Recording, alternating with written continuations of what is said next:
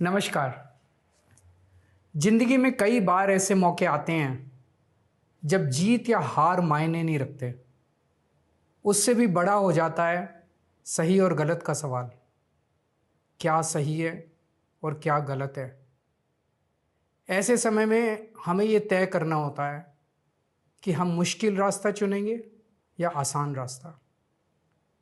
आज मैं भी एक ऐसे मोड़ पे खड़ा हूँ। आप सब जानते हैं कि मुझे एक झूठे केस में फंसाया गया, मुझे जेल भेज दिया गया, एक चुनी हुई सरकार को गलत तरीके से गिरा दिया गया, हमें कई महीने जेल में रखा, पर आखिरकार सच की जीत हुई।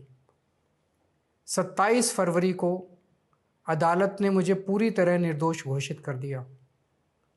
कोर्ट ने कहा केजरीवाल निर्दोष है, केजरीवाल ने कोई भ्रष्टाचार नहीं किया। कोर्ट ने सीबीआई की जांच पे ही सवाल खड़े कर दिए और जांच अधिकारी के खिलाफ एक्शन लेने के आदेश दे दिए। लेकिन सच का रास्ता आसान नहीं होता। सीबीआई ने तुरंत इस फैसले को हाई कोर्ट में चुनौती दी और ये केस जस्टिस स्वर्णकांता शर्मा जी के सामने लगा। तब मेरे मन में एक बहुत बड़ा सवाल उठा, क्या इनके सामने मुझे न्याय मिलेगा? मेरे मन में ये प्रश्न क्यों आया? इसके कई कारण हैं, पर दो कारण मुख्य हैं। पहला कारण ये कि आरएसएस की जिस विचारधारा वाली सरकार ने झूठे आरोप लगा के मुझे जेल डाला, जज साहिबा ने स्वयं माना है कि उस विचारधारा से जुड़े संगठन अखिल भारतीय अधिवक्ता परिषद के मंचों पे वे कई बार जाती रही हैं। मैं और आम आदमी पार्टी उस विचारधारा के घोर विरोधी हैं। ऐसे में क्या उनके सामने मुझे न्याय मिल सकता है? दूसरा कारण कन्फ्लिक्ट ऑफ इंटरेस्ट। कोर्ट में मेरे विपक्ष में केंद्र सरकार की सीबीआई है और जस्टिस स्वर्णकांता जी के दोनों बच्चे केंद्र सरकार में काम करते हैं। उनके दोनों बच्चे केंद्र सरकार के वकीलों के पैनल में हैं। हमारे सामने कोर्ट में दूसरी ओर से वकील हैं सॉलिसिटर जनरल श्री तुषार मेहता जी। तुषार मेहता जी दोनों बच्चों को केस देते हैं। उन्हें कितने केस मिलेंगे, कौन से केस मिलेंगे, ये तुषार मेहता जी तय करते हैं। भारत सरकार के पैनल में लगभग 700 के करीब वकील हैं, लेकिन जस्टिस स्वर्णकांता जी के बेटे सबसे ज़्यादा केस पाने वाले वकीलों में से एक हैं। उनके बेटे को 2023 से 2025 के बीच लगभग 5,904 केस डॉकेट मिले। इससे उनके बेटे को करोड़ों रुपए की फीस मिली।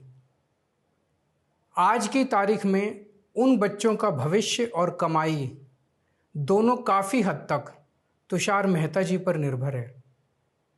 तो किसी के भी मन में ये चिंता स्वाभाविक है कि अगर जज साहिबा के बच्चों की कमाई और उनका भविष्य सामने खड़ा वकील तय कर रहा है, तो क्या जज साहिबा उस वकील के खिलाफ फैसला कर पाएंगी? मैं ये स्पष्ट करना चाहता हूं कि मुझे जुडिशरी पे पूरा भरोसा है। मैं जुडिशरी का बहुत सम्मान करता हूं। जब मेरे खिलाफ गलत साजिश हुई तो हमारे देश की जुडिशरी ने ही मुझे न्याय दिया था। जब मुझे झूठे केस में गिरफ्तार किया गया तो इसी जुडिशरी ने मुझे बेल दी थी। इसी जुडिशरी ने मुझे उसी झूठे केस में दोष मुक्त करार किया है। पिछले 75 वर्षों में जब जब देश पे आंच आई, हमारे देश की जुडिशरी ने देश को बचाया और नागरिकों के हितों की रक्षा की है। मैं जस्टिस स्वर्णकांता जी का भी बहुत सम्मान करता हूँ। मुझे उनसे या उनके परिवार से किसी भी प्रकार की कोई व्यक्तिगत आपत्ति नहीं है। लेकिन न्याय का एक बहुत बड़ा सिद्धांत है, justice should not only be done but should also be seen to be done. इसलिए मैंने जस्टिस स्वर्णकांता शर्मा जी से पूरे सम्मान के साथ अनुरोध किया कि वो इस कन्फ्लिक्ट ऑफ इंटरेस्ट जैसे कारणों की वजह से इस केस से खुद को अलग कर लें, लेकिन उन्होंने मेरी दलीलें खारिज कर दी और फैसला दिया कि वो स्वयं ही ये केस सुनेंगी।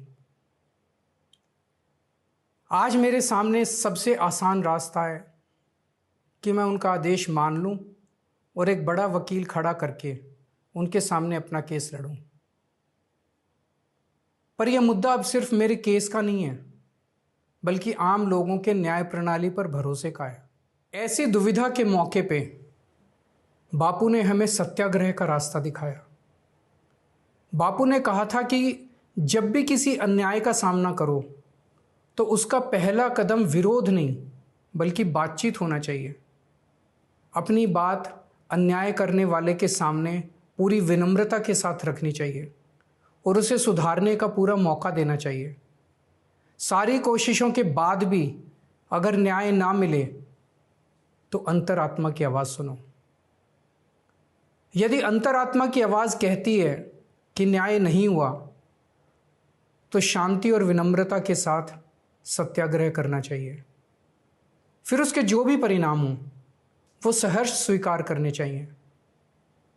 पर इस पूरे प्रकरण में अन्याय करने वाले व्यक्ति के प्रति किसी भी प्रकार की नफरत या गुस्सा नहीं होना चाहिए। मैंने भी बातचीत से शुरुआत की, पूरी निष्ठा और विनम्रता के साथ जस्टिस स्वर्णकांता जी के सामने अपनी बात रखी, उन्हें इस केस से अलग होने के लिए याचना की। मैंने आग्रह किया कि मेरा केस हाई कोर्ट के किसी भी अन्य जज द्वारा सुन लिया जाए, लेकिन उन्होंने मेरी प्रार्थना अस्वीकार कर दी। उन्होंने फैसला दिया कि वे अपने आप को इस मामले से अलग नहीं करेंगी और ये केस वो स्वयं ही सुनेंगी। उनके दिए गए इस फैसले से मैं पूरी विनम्रता पूर्वक असहमत हूँ। इस पूरे घटनाक्रम के बाद मेरी आशंका और गहरी हो गई है कि क्या उनके सामने मुझे न्याय मिलेगा। बापू के दिखाए रास्ते पर चलते हुए सत्याग्रह की भावना से अब मैंने फैसला किया है कि मैं इस केस में जस्टिस स्वर्णकांता जी के कोर्ट में ना तो स्वयं पेश होऊंगा और ना ही मेरी तरफ से कोई वकील पैरवी करेगा। जस्टिस स्वर्णकांता जी जो भी फैसला सुनाएंगे उस पर समय आने पर मेरे जो भी कानूनी अधिकार हैं, जैसे सुप्रीम कोर्ट में चुनौती देना आदि, वो सभी कदम लेने के लिए मैं स्वतंत्र हूँ। ये बात आज मैंने एक पत्र लिखकर जस्टिस स्वर्णकांता जी को भी सूचित कर दिया है। मेरा जस्टिस स्वर्णकांता जी से किसी प्रकार का व्यक्तिगत विरोध नहीं है। यदि भविष्य में भी कभी उनके सामने मेरा कोई अन्य केस लगता है जिसमें मेरे विरोध में बीजेपी, केंद्र सरकार या तुषार मेहता जी नहीं हैं, तो मैं उनके समक्ष जरूर पेश होऊंगा। आप पूछ सकते हैं कि यदि मैं जस्टिस स्वर्णकांता जी के रिक्यूजल ऑर्डर से असहमत हूं तो उसके खिलाफ सुप्रीम कोर्ट क्यों नहीं जा रहा? उसकी तैयारी कर रहा हूं। ये पूरा मामला बहुत नाजुक और संवेदनशील है। कानून को ध्यान में रखते हुए, जुडिशरी के सम्मान को ध्यान में रखते हुए और लोगों के न्याय व्यवस्था पर भरोसे को ध्यान में रखते हुए एक एक कदम उठाना है। मैं ये कदम अहंकार या किसी विद्रोह या विरोध की भावना से नहीं उठा रहा। इस कदम के जरिए मेरा मकसद देश की कानून प्रणाली को चुनौती देना भी नहीं है और ना ही मेरा मकसद न्याय व्यवस्था का अपमान करना है। इसी केस में मैंने हर स्टेज पे, हर अदालत में अपना पूरा सहयोग दिया है। मैं न्यायपालिका का बहुत सम्मान करता हूँ। इसी न्यायपालिका की वजह से आज मैं आज़ाद घूम रहा हूँ। मेरा सिर्फ और सिर्फ इससे एक ही मकसद है, देश की न्याय व्यवस्था पर लोगों के भरोसे को और मजबूत करना, लोगों में ये अटूट विश्वास भरना कि ज़रूरत पड़ने पर हमारे देश की न्याय व्यवस्था से उन्हें न्याय ज़रूर मिलेगा। जय हिंद।